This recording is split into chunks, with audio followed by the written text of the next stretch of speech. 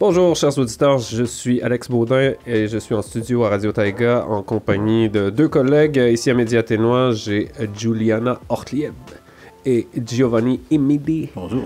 On se fait une petite mise à jour des affaires de la semaine et tout d'abord on va parler des journées de la radio qui ont eu lieu à Québec du 9 au 11 novembre et on avait un envoyé spécial qui va nous rapporter un peu ce qui s'est passé là-bas.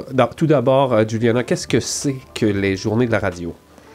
Alors, les jours de la radio, c'est un événement annuel organisé par l'ARC, l'Association des radios communautaires du Québec. Je suis allée à la 23e édition, c'était l'édition de cette année. Donc, comme tu as dit, ça s'est déroulé du 9 au 11 novembre.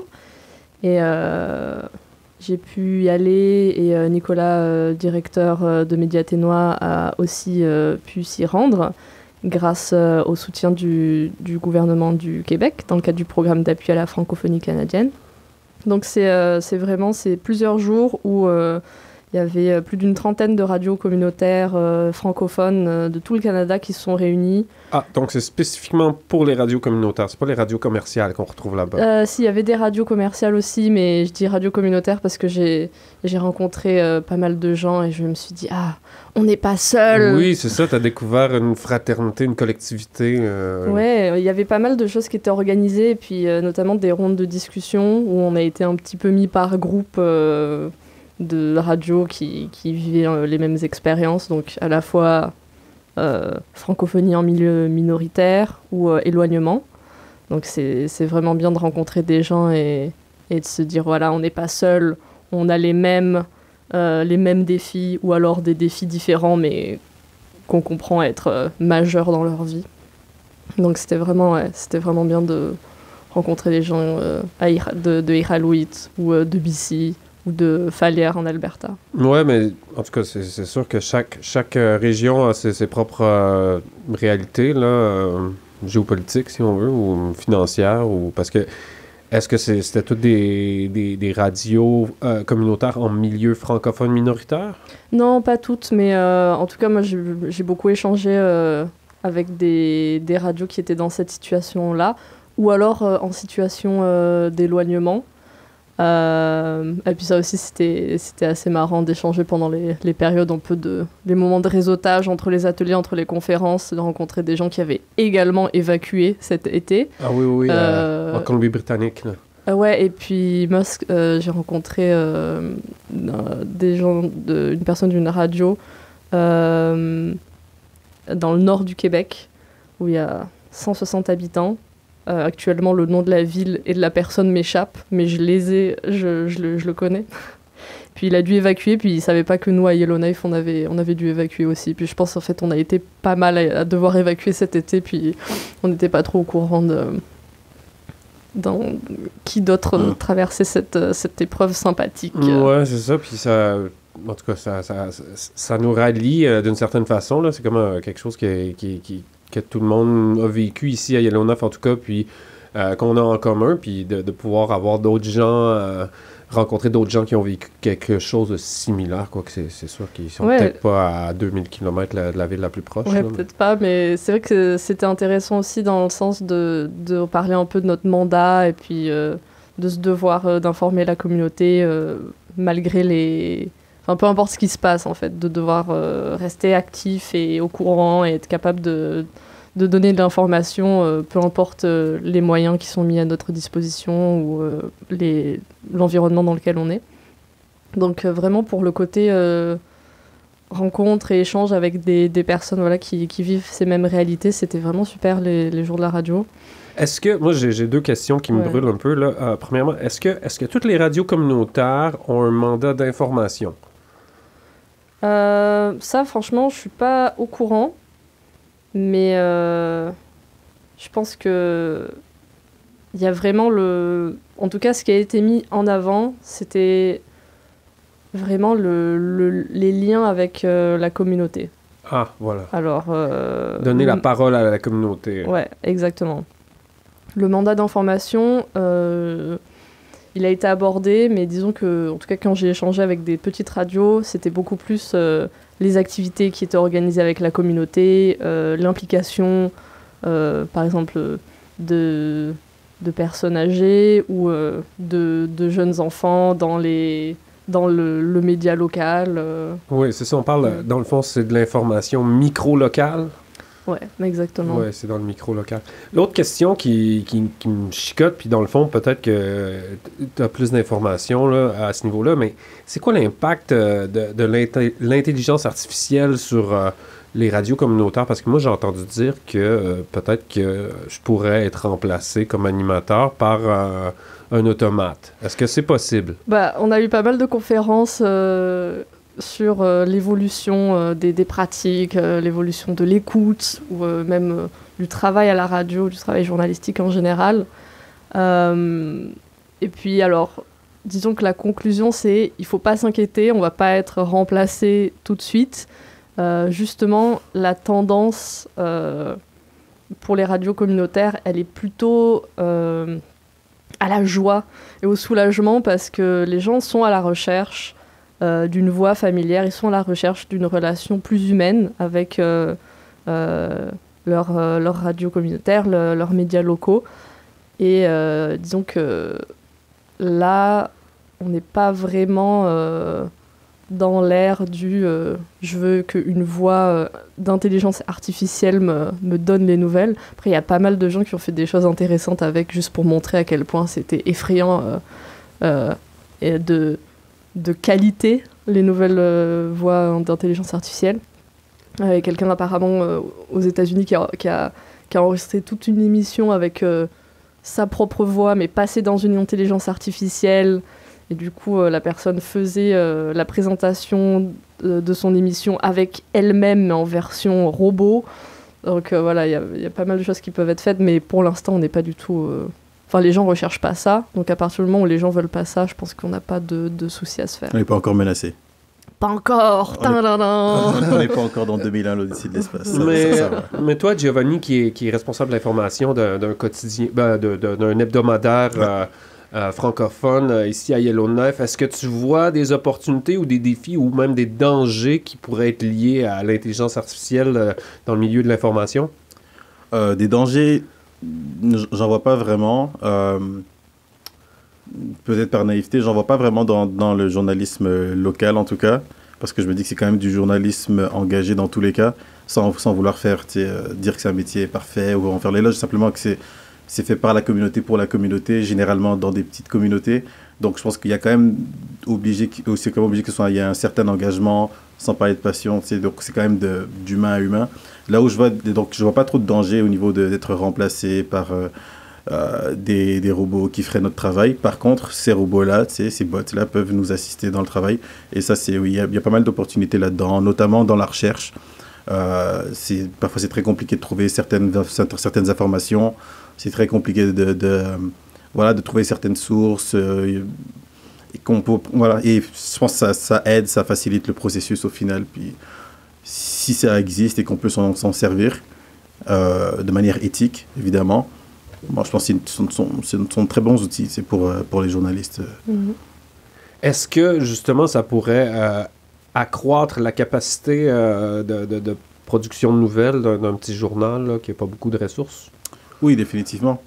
Déjà, on peut, comme je t'ai dit, ça facilite la recherche. Ça veut dire que là où la journaliste peut se concentrer sur d'autres tâches.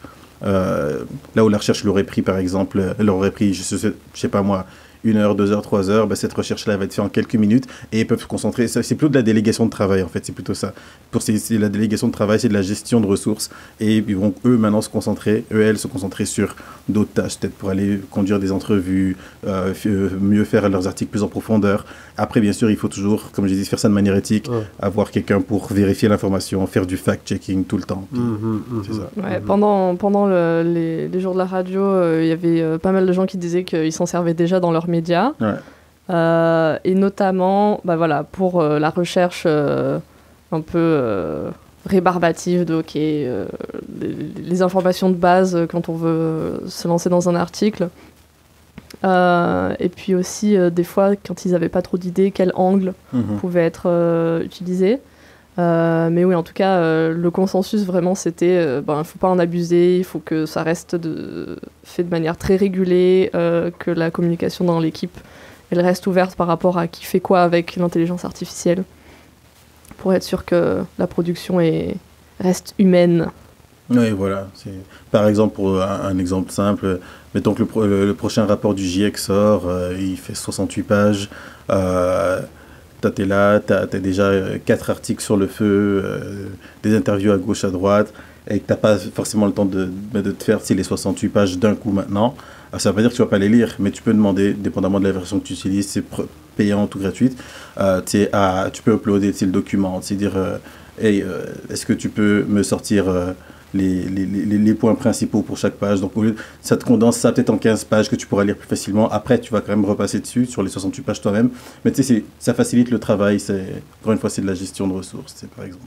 Oui, puis j'imagine que c'est un outil qu'il faut apprendre à utiliser parce que je sais qu'il y a du potentiel créatif aussi dans ces outils-là. D'écrire des histoires, d'inventer qu'est-ce qui pourrait ressembler à être des faits historiques ou tu sais, comme ouais. On peut pas se fier entièrement là-dessus pour la vérification de l'information. Non, pour plusieurs raisons. Déjà parce que c'est un outil qui est encore une fois, dépendamment de la version qu'on utilise, qui peut être datée. Là, par exemple, pour prendre, c'est le plus connu, ChatGPT, la version 2021, excuse-moi, la version que la plupart des gens utilisent, donc GPT-3 ou 3.5, c'est une version gratuite. Mais cette version-là, limite ses données à 2021. C'est-à-dire que tout ce qui s'est passé entre 2021 et le moment où toi tu fais ta recherche, ce sont des données qui n'existent pas. Donc soit le programme ne va pas le trouver, va te dire qu'il ne trouve pas, soit dépendamment de ce dont vous avez parlé, de comment vous avez parlé, peut même t'inventer des données, par exemple. Donc c'est ça qui c'est toujours important d'aller rechercher. Si tu utilises la version payante, qui est GPT-4, cette version payante utilise un accès direct à Internet, ce qui fait que là, elle va aller chercher des informations sur Internet. Mais même là, on connaît Internet. Tu as des bons sites, tu as des mauvais sites, tu as des fake news, tu as des gens qui font pas leur recherche, tu as des blogs qui sont peut-être pertinents, mais qui n'ont pas fait autant de travail de recherche que tu devrais faire. Donc, dans tous les cas, il faut quand même repasser par-dessus pour vérifier l'information que le programme t'a fournie. Bon, on comprend que l'intelligence artificielle joue un rôle important dans les radios comme dans les nouvelles, mais il y a quelque chose d'autre aussi que j'aimerais aborder, que j'imagine ça a été mentionné dans les journées de la radio, c'est l'impact de la décision que Facebook a eu de bloquer les contenus journalistiques communautaires. Comment est-ce que les radios réagissent collectivement par rapport à ça? Alors la loi C-18 qui a donné une grande gifle à tous les médias au Canada, y a eu plusieurs réactions. Je pense la plus commune, c'était de se mettre à genoux et de tendre les mains vers le ciel et de crier en disant « Non, pourquoi ?» Mais... Oui, je fais ça encore, c'est vrai. Je me retrouve dans cette pétition-là. Je vous entends des fois dans la journée, dans les bureaux. Mais on a eu une présentation sur ça qui dédramatisait pas mal la décision de Facebook, enfin de Meta. Parce que finalement, la moitié des liens qui ont été partagés sur les réseaux sociaux, depuis l'existence des réseaux sociaux, personne n'a cliqué dessus. Et... Il y a des radios, Donc, si je comprends bien, ça veut dire que c'est pas du trafic qui a été acquis nécessairement et que les gens n'ont pas cliqué dessus, mais n'empêche que ça donne une certaine visibilité à la nouvelle. C'est sûr que ça donne une visibilité, et puis c'est une manière de toucher les gens, d'atteindre les gens et de leur parler, mais en fait, il y a plein d'autres manières, et puis ce qui est bien avec les radios, les médias communautaires en général, c'est que nous, on est la communauté, on est dans la communauté. Donc... pour nous, c'est peut-être plus facile finalement de faire ce changement, de sortir de l'idée que les médias sociaux, les réseaux sociaux, il n'y a que ça qui peut nous aider à être en contact avec les gens. Et puis, c'était comme une façon facile, directe pour les gens d'interagir avec nos contenus. Ouais. Aussi, je Je pense que ça nous donnait la possibilité d'avoir des vidéos aussi, puis de partager avec notre audience. Ça, c'est bien aussi. Puis, mais en fait, cette décision, elle donne juste une sorte de coup de pouce, presque, pour qu'on s'adapte à une évolution, genre une tendance qui est en train de se produire actuellement, où les gens, ils sont plus forcément à la recherche de traîner sur les réseaux sociaux d'une chaîne ou d'un média, d'une radio, mais ils recherchent un lien plus personnel, tu sais, un lien plus individuel. Et il y a beaucoup en ce moment de développement des les gens qui vont vouloir recevoir les nouvelles sur leur WhatsApp, sur leur Messenger, qui sont abonnés à une sorte de chaîne téléphonique, comme quand on avait 12 ans et qu'on recevait les petits messages. Genre, si tu repostes pas ça à 10 personnes, tu vas jamais tomber amoureux. Bah, maintenant, les gens, ils recherchent ça, mais avec les nouvelles, tu sais. Donc, peut-être que finalement, ouais, c'est effrayant, c'est inquiétant, cette loi C-18, mais voilà, finalement, ça fait partie d'un tout, quoi, d'une tendance, et puis c'est pas totalement illogique de délaisser progressivement les réseaux sociaux ou de pas se concentrer dessus trop fortement. Surtout pour nous, vu que on est la communauté qui écoute la radio. Ça me semblait une très bonne activité, ces journées de la radio, pour se renseigner ce qui se passait un peu dans le milieu des radios communautaires. J'espère qu'on aura l'occasion d'avoir plus d'informations, d'être en lien avec ces radios-là. Nous, on fait partie de l'ARC, l'Association des radios communautaires du Canada, puis aussi de l'Association des radios communautaires de l'Ouest et des territoires. Donc, Radio Taïga fait partie d'une association comme ça de radios communautaires. Et collectivement, ensemble, on se partage l'information. Ce qui fait qu'on se sent un petit peu moins isolé dans notre Grand Nord canadien. Merci beaucoup, Juliana, d'être allée à Québec. Avec plaisir. Giovanni, toujours un plaisir de t'avoir derrière le micro.